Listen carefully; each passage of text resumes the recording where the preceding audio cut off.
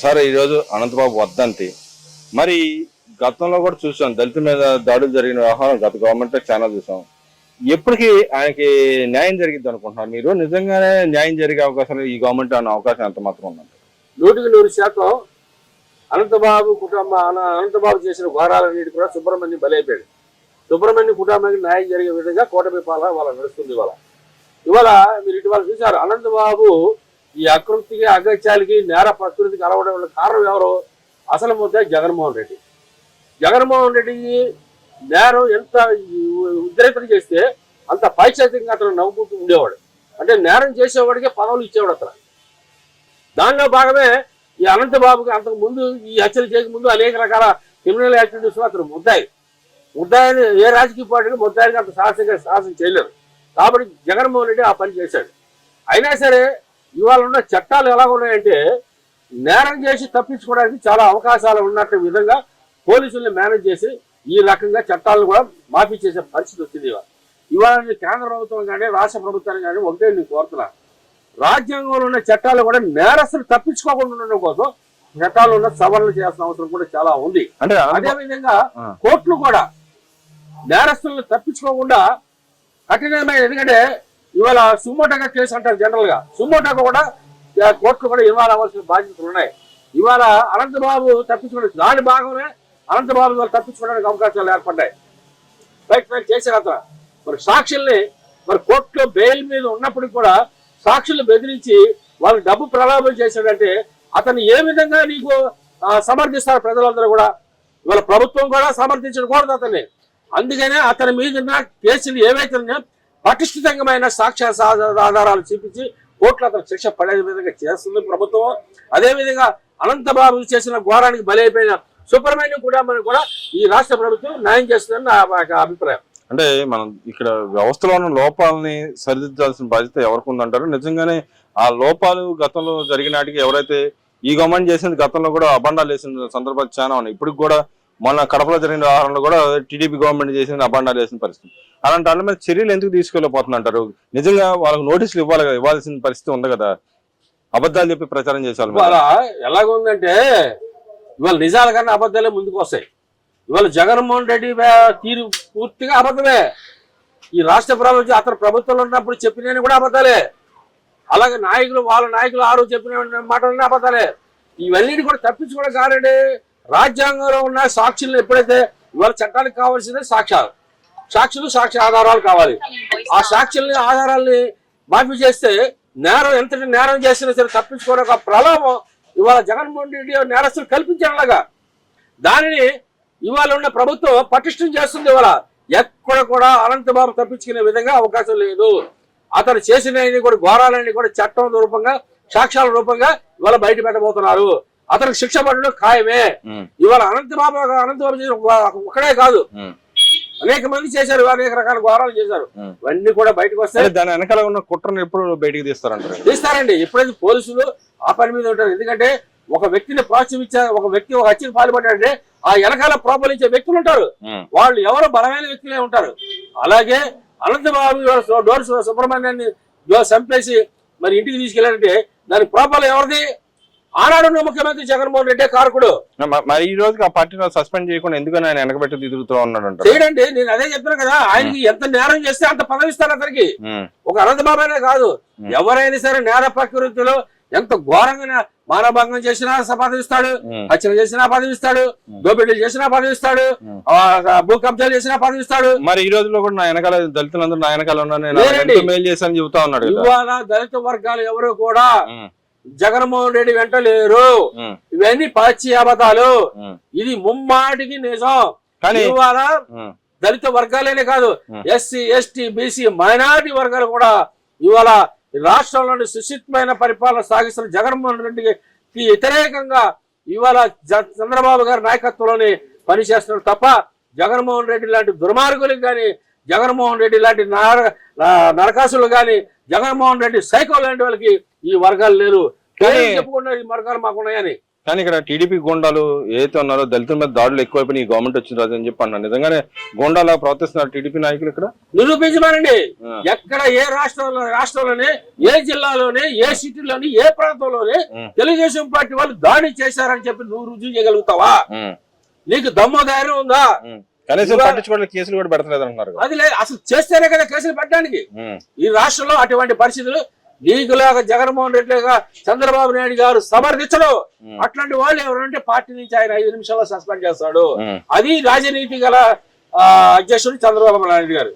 అంతేగాని ఈయనలాగా ఎంత ఘోరం చేస్తే భుజాలు వేసుకొని పైచాచికంగా నవ్వే మనస్తత్వం తెలుగుదేశం పార్టీ నాయకులకు ఉండదు, తెలుగుదేశం పార్టీ అధినాయకులు కూడా ఉండదు. అలాగా మరి ఈ రోజు చూసుకుంటే జోగి రమేష్ గారి విషయంలో ఒక ఫైనల్ ఛార్జ్ షీట్ కూడా వేయడం జరిగింది. ఆయనే కన్విక్ట్ వెనకాల ముద్దాయి కల్తీ మధ్య వ్యవహారంలో ఆయనే చేశాడని చెప్పి గవర్నమెంట్ చెప్తోంది. దాంట్లో నిజంత ఉన్నారు. రేపొద్దున ఆయనకి శిక్ష పడే అవకాశం ఎంత మాత్రం ఉంది? 100% స్పష్టమండి.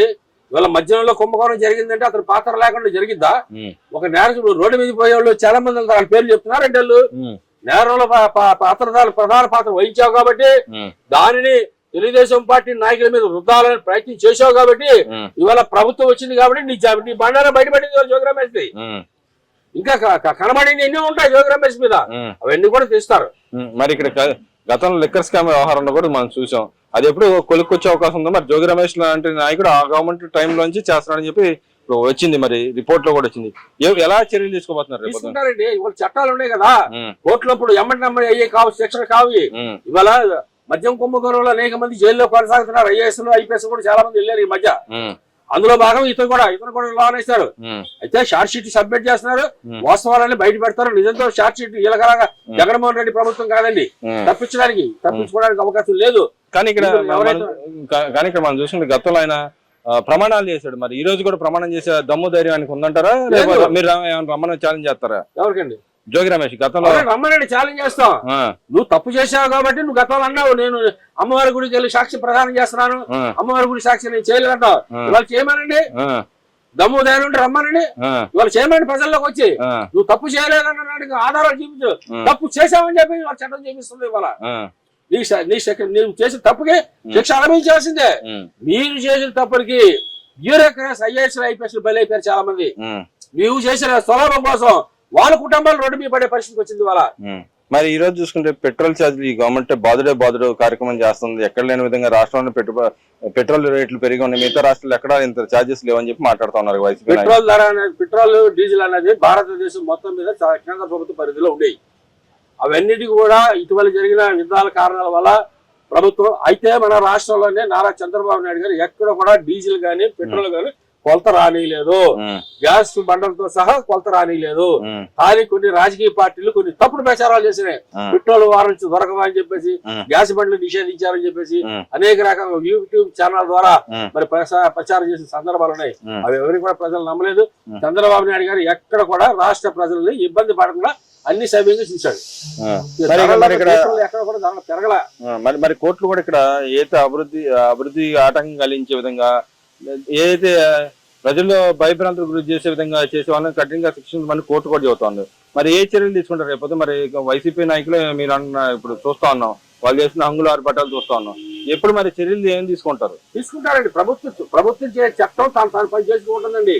చట్టానికి ఎవరు అతిథులు కాదు, ఎవరు చుట్టాలు కాదు. చట్టం తాను పని తాను చేసుకుపోతుంది. ఏ సమయంలో ఎవరు తీసుకెళ్ళి వానేయాలో చట్టం చెప్పింది. మనం చెప్తే కుదరదు, చట్టమే చెప్పింది ఏ టైంలో ఎలా ఆ టైంలో. ఇప్పుడు జోగి రమేష్ మద్యం మాఫియాని మేనేజ్ చేసుకుంటూ వచ్చి మరి సాగినంత కాలం సాగింది అతను గవర్నమెంట్ లో.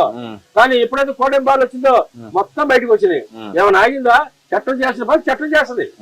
మరి ఇక్కడ చూసుకుంటే ఇంకో విషయానికి వస్తే, ఏదైతే సీట్లు పెంపే వ్యవహారం చంద్రబాబు నాయుడు గారిని కమిటీ అధ్యక్షుడిగా నియమించింది సెంట్రల్ గవర్నమెంట్. మరి ఎలా సమన్వయం చేసుకెళ్తారని మీరు భావిస్తున్నారు? రేపొద్దున సీట్లు మన రాష్ట్రానికి 2029 కల్లా సీట్లు పెరిగే అవకాశం ఏమాత్రం ఉందని అనుకుంటున్నారు? 100% ఉన్నాయండి. ఎందుకంటే రాష్ట్రంలో చివరి జనాభా ఉంది. 2011 జనాభా లెక్కల ప్రకారం మనకు పంపిణీ చేశారు. ఇవాళ 2026 జనాభా లెక్కలు జరుగుతుంది ఆల్రెడీ. ఆ లెక్కల ప్రకారంగా జనాభా పెరుగుదల ఉంది. జనాభా పెరుగుదల ఉన్నప్పుడైతే సీట్లు కూడా సంఖ్య పెరిగింది. అది దేశవ్యాప్తంగా ఆంధ్రప్రదేశ్ అనే కాదు, రాష్ట్ర ఇండియాలో ఉన్న అన్ని రాష్ట్రాలకి అది వర్తిస్తుంది. అంటే మొన్న అయితే బిల్లు ప్రవేశపెట్టినా కూడా వీగిపోయిన పరిస్థితి ఉంది. రేపొద్దున సమన్వయం చేయమని చంద్రబాబు నాయుడు గారికి బాధ్యతలు అప్పచెప్పడం వెనకాల కారణం ఏందంటారు?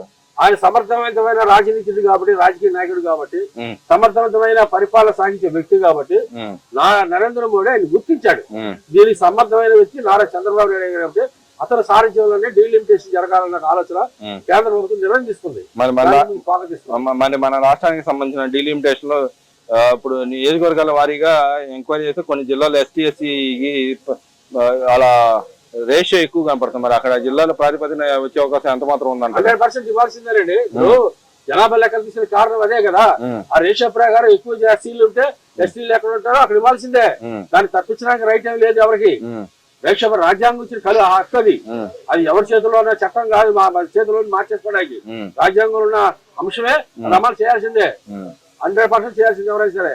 మరి ఈ ఇప్పుడు పెట్రోల్ రేట్ల వ్యవహారంలో ఇలా ద్వంద్వ ప్రమాణాలు పాటించే వాళ్ళని ఏం చేయదలుచుకుంది గవర్నమెంట్? వీళ్ళు ఏం లేదండి, జనాభా కోసం జనాల్లో మేము ఉన్నామన్న ఆలోచన రావాలి. మేము వైఎస్ఆర్ పార్టీ మనుగడ కోసం ఏదో ఒక విషయం చేయాలి కాబట్టి ఇది ఈ పెట్రోల్ ధరలు పెంచేశారండి, డీజిల్ ధరలు పెంచేశారని చెప్పేసి ప్రజల్లో తప్పుడు సంకేతం తీసుకెళ్ళడం కోసం వైఎస్ఆర్ వాళ్ళకి మిగిలింది అదే. అయినా సరే వీళ్ళు చేసే కార్యక్రమాలు కూడా ప్రజలు నమ్మే పరిస్థితులు లేదు. ఈ రాష్ట్రం కూడా అభివృద్ధి పదంలో నడుస్తుందండి. ఇవాళ ఆర్థికంగా ముందుకు పోతుంది. ఇవాళ ఈ రాష్ట్రంలో పెట్టుబడిదారులందరూ కూడా ఈ రాష్ట్రంలో వస్తున్నారు. ఈ రాష్ట్రంలోని ఫ్యాక్టరీలు పెట్ట చూస్తున్నారు. దీనివల్ల ఎంత ఎంప్లాయ్మెంట్ గ్రోత్ పెరిగింది, ఎంత రాష్ట్రానికి ఆదాయం పెరిగింది, పరిశ్రమలు వస్తే అన్ని రకాలుగా అభివృద్ధి ప్రాంతాలు జరుగుతుంది తప్ప అటువంటి అభివృద్ధి కార్యక్రమాలను ఆటంకపరచడం కోసం ఇట్లాంటి కుయతమైన రాజకీయాలు వైసీపీ పాలన జగన్మోహన్ రెడ్డి చేస్తున్నారు.